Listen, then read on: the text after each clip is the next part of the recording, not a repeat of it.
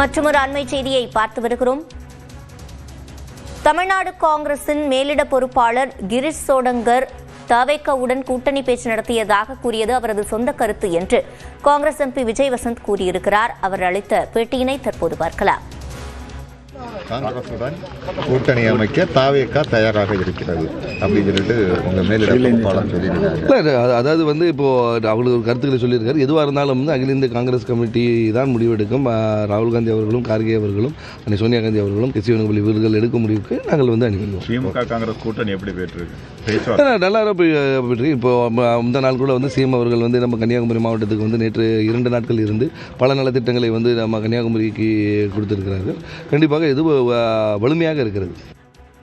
காங்கிரசுடன் கூட்டணி அமைக்க தாவேகா தயாராக இருக்கிறது அப்படின்னு சொல்லிட்டு உங்க மேலிட பொறுப்பாளர் சொல்லியிருக்காங்க. அதாவது இப்போ அவங்களுக்கு ஒரு கருத்துக்களை சொல்லியிருக்காரு. எதுவாக இருந்தாலும் அகில இந்திய காங்கிரஸ் கமிட்டி தான் முடிவெடுக்கும்.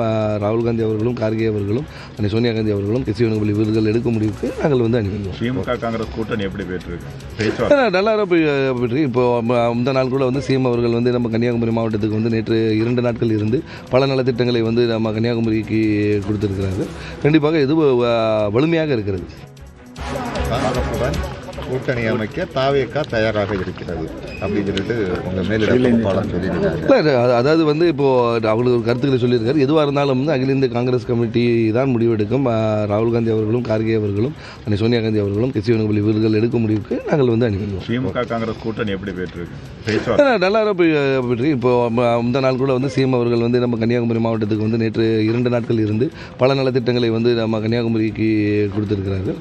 கண்டிப்பாக இது வலிமையாக இருக்கிறது.